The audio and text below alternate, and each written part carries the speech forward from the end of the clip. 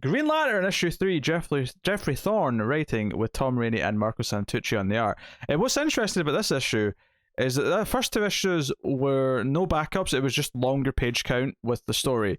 But because there's been a natural split in the character groupings at the end of issue 2, this one actually took the format of having a main story and a backup. But both are continuing threads from the previous two issues. It's just, there's a neat split now for the artist, effectively. And one I enjoyed thoroughly, and one not so much. I think it's fair to say that I assume you mean the back half is the better the two. Yeah. Yes. Yeah. Out of interest, when you say back half, is it actually an even page count? Or it's is not it even. No, main it's more weighted towards the first one. It's the thing that I was way more invested in at the end of issue 2. For sure, yeah. So when we didn't get to that, we opened on some weird disorienting scene with John. I was like, okay, wait, what happened with the power battery? It blew up. I didn't read this because I was saying to Matt, like, I do plan, but I've been working such long hours and I've been behind. I haven't had a chance to read issue 2 yet. And then Matt was like, yeah, the first bit of this book is not good. I was like, well, that's moving it lower on the priority list. I mean, I don't know if I'd go as far as say not good. I would just say it's fine. It's fine, yeah. The back chunk of it though, where it comes back to Oa and it's Joe and it's Kelly and Baz with his bionic arm. Yeah. How long's he had a bionic arm? Well, no, because he got heavily because he looked dead at the end of last issue. So we see him in this issue. He's got a big bionic arm, and it looks like he's got the thing where like a gun comes out of it, like RoboCop does with his leg, because he kind of just, I don't know. You don't see the transition, like more like the gun pops out the side and not like Cyborg where like the end. No, No. Okay. Although it does say that it's healing his arm though, so I suspect that eventually we'll get rid of it. But at least for now, he's got this cool bionic arm. What if he doesn't want to? What if he's like, I like having this? You know? Well, obviously, the parts in the first half that I liked, obviously, we're setting up the idea that John ends up stranded on this planet with these aliens. He's in the dark sector, right? Because the ship that we're on crossed through before the power battery seemingly blew up. Because John's in space. We see this early on because basically it's a little bit disorienting at first because whoever this character is on this planet, who we find out later is not telepathic but can connect like her she's got like a connection, like biological connection thing. Avatar. It's kind of Avatar-esque, where she can she basically links into the back of his head like she's hooking him into the Matrix, and she can sort of look at his memories. And he's reliving some of these things. At first it's like a weird like made up thing where he's in high school with the other Green Lanterns, and that was vaguely amusing. I didn't find it amusing. I thought it was vaguely amusing. It did not fit the tone from the book that we have been reading. Kilowog, like calling the other students posers whilst wearing a Letterman jacket, I thought was kind of funny. But he wakes up. We get to see some of the context where he was literally flying in space when his ring explodes, presumably at the same time as the power battery. Yeah. So they had a ship made out of Green Lantern energy. Yes. Right? Power battery blows up. Ship. No longer a ship. That's one of my things, because obviously that teases it in that first story. When you get to the backup, and like Joe puts up this like call to any Green Lanterns that might be able to hear it, is like, every Green Lantern across the universe has just become stranded without their power. Mm-hmm. And this the future state stuff, right? That we saw with Guy, and we were wondering, how did Guy get stranded? This answers that. Oh sure, but the big thing though is that there's a relief effort where the United Planets are sending out rescue squads and rescue ships to try and find Green Lanterns based on their last known locations, because they are going to be vulnerable. And I thought this was really interesting. Like, this would be cataclysmic. Like, all these thousands of Green Lanterns would just be stranded, potentially in dangerous hostile space, if they're even on an atmosphere where they can breathe. Which is also, a chance they're not. So I thought all that was super interesting stuff. And much like I was saying with issue 2, I mean, you weren't here, Matt, but I assume you had the same thought, was that both Joe and Kelly potentially both have still working power, because Joe's ring was very separate and was charged up by like the sun or whatever it was at the time, and Kelly's is a weird own thing with a gauntlet, and again, very Right. different. So Right. it's sort of like, and even in this backup, you get the sense that obviously Joe looks at this Caleb Kelly's a kid. I can't really have her be on my team, but she's also the only person with a working power ring of some kind other than me. She's kind of Mhm. like extremely valuable right now. And Baz obviously joins up. He offers to help. He's got his cool bionic arm. He's got Super Mario-esque jet boots from the movie that he's Yep. using to like sort of get around. Oh no, wait, so that's John that's got that. John's got that in the planet. Because John Stewart makes himself a fancy new Green Lantern jacket that he wears.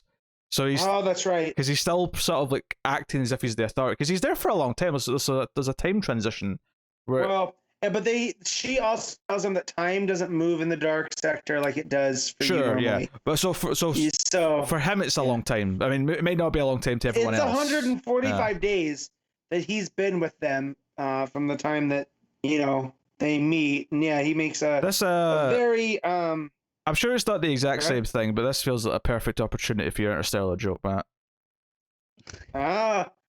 That's right, because time is different because of gravity, as the movie Interstellar taught us. Man, I haven't made that joke in a while. I haven't had an opportunity. Good call though, Pete. Sure. Sure. But yeah, no, just the page where it jumps to Oa and Joe's there, and it cuts to all the lanterns that are marooned, Mm-hmm. and it looks like Isomot's out in space. Oh man, it's rough. And then it looks like Princess Eland's in some weird forest fighting what look like Pete. What are they right after the chest burster? What form of alien is that? I mean, the little critter that's like Yeah, darting around. I don't know if it's is that the chest? That's a chest That burster. is the chest Yeah, burster. that's a chest burster. Yeah, that's the one. What's the facehugger? Yeah. That was confusing. Yeah, they look like chest bursters that she's fighting, and it looks like Kyle's all laid up too somewhere. Yeah. But it's just, it feels, you get the vibe that it's very dire, and that's before we get back to Oa. I think the Jon Stewart stuff, it's got this interesting challenge of building up a new cast of supporting characters, of just building its own and I do like it in principle that, okay, we're going to like take Jon Stewart as the example of what one Lantern's going through who's been stranded, and then we're going to do the sort of the wider, we're trying to fix the core and get everyone to safety and figure out what happened, because Joe does not believe it was a coincidence that right after they join the United Planets that the power battery blows up. There's something afoot. Yeah. So yeah, I'm digging what it's doing in that sense, and I would say I like the art. The Santucci art in the backup is better than the main art. I didn't hate the main art, but it's definitely got some bulky 90s-esque qualities to it. It does, and the way that it's colored too feels like that. It feels like Age of Apocalypse to me. Yeah, sort of that era, yeah. Jon Stewart's head is often looking a bit bulky and big for his body, but it's not completely unappealing though. Like it's not like off-putting. I do like his fancy new jacket. I like his. I would describe it as a fairly Star Trek Next Generation Green Lantern style like outfit. Is it on par with Picard's jacket? I mean, not very much is on level with Picard's jacket. Let's be honest. No, it reminds me of the folded like. Who wears one like this? Oh, you make so in comics. Carter, do you know the more kind of formal attire they wear when they've got a special visitor? Like the kind of like the Mass Effect. Yeah, like that. Yeah. It's got that kind of like sort of seaman layout. Yeah. Those are nice designs. Yeah. So, but yeah, definitely I was a bigger fan of the back half, and just seeing what they're going through, Yeah, because basically Joe's forced into leadership, basically. Yeah, just to sum up the end of the first chunk, because I don't feel like we'll go back to it too much. Is some aliens show up, who are going to basically take and enslave. Because they're in the dark sector, there's various warring like alien races. This little planet that John's on likes to just try and stay off the radar so no one comes and bothers them. But clearly these aliens find them, and John tries to be all space cop on them, but they zap him. And so he's in a bit of predicament here at the end. Like it's nothing. Yeah. He forgot that he didn't have a superpower anymore. Yeah, exactly. Bless him. He's trying to do the right thing though. Yep. Yeah. I do love that one of the United Planets representatives is a Dominator, though. I love a Dominator showing up with a clipboard and being like, okay, we're helping you, Lantern Joe, as best we can. Like a blue Dominator, too, who I've never seen before. Yeah, we got 2 of the regular kind and a blue one, yeah. Yeah, so that's interesting. Yeah, Joe's speech as well as she puts out is quite interesting because she's like, yeah, none of you really know who I am. In fact, exactly none of you know who I am because I was given a separate mission at the edge of the universe, and so I'm completely different. But do you know what this reminds me of? And a lot of it I think I already made a Power Rangers reference earlier, but I'm going to make a proper one now. Is that this reminds me of when all the Power Rangers lost their coins, but Tommy's like knockoff green coin was the one that still worked. So he kind of had to single-handedly rescue the rest of their powers. And this Joe and Kelly stuff feels like this is their time for that. This is the time for them to shine as the new Lanterns who have a different kind of Green Lantern power who are going to save everyone else. They're not on the morphin grid. No. Exactly, yes. They're not on the morphin grid. So, yeah, I mean, that's basically it. She gets to know Baz a little bit. He offers his help with his fancy new space gun. And then she goes to talk to Kelly. And she's excited that Simon's not dead, which is good. And the cliffhanger at the end of this issue is that, we hear the rest of the message and we see one person possibly hear it. And I think this is something that you guys theorized, is that Hal's ring, because of how he rebuilt it, is maybe separate from everyone else's. Because that seems to be Hal at the end here who's listening to this. Yeah. Wherever he's at, it's super dodgy because he's hiding in the shadows. Yes. Hal, somewhere dodgy. Yeah, right? Now, who would have guessed? So neat cliffhanger. I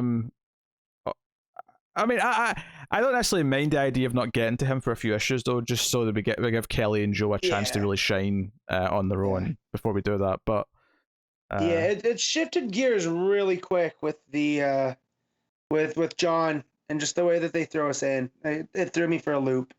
I definitely felt even better though once we did cut to the others and I realized, we're going to consistently have this as going as well. I think I felt much better about what that first half was. That's what saved me.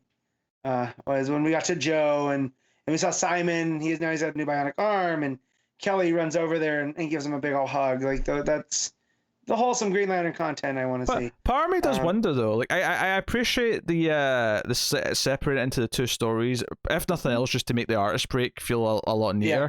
But part of me wonders, like, could you just split these up and just have them cut in between the 2 plot threads, like a regular 2-thread comic book, and it would work well enough, I think. Yeah, it would. And I think it would have given us a little bit of more respite because it would have the John mystery at the beginning, where we're going through his memories. It would have definitely added more, a little bit disorientation, but it would have felt nice because now we're jumping to Joe.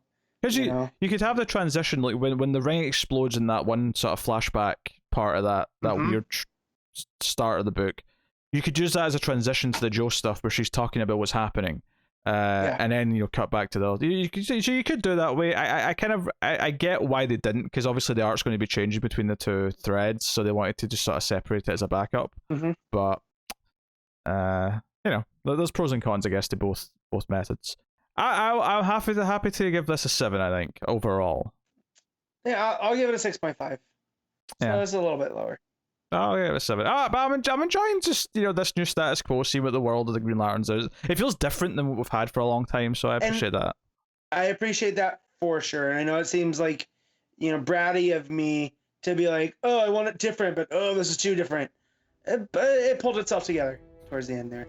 So. That's just nerds in a nutshell. Yes. I would say fandom in general. Yeah. True.